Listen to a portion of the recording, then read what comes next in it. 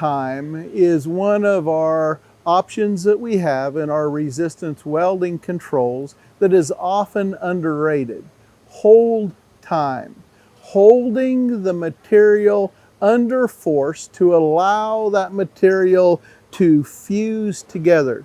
The molecules of the metal that we're welding must mix, and we must hold it together while it starts to solidify. Most of our steels melt at about 2,700 degrees Fahrenheit. When we melt those metals, we hold that material together, allowing that nugget to begin to harden, to start to solidify. Hold time. Very important option that we must consider in our resistance welding.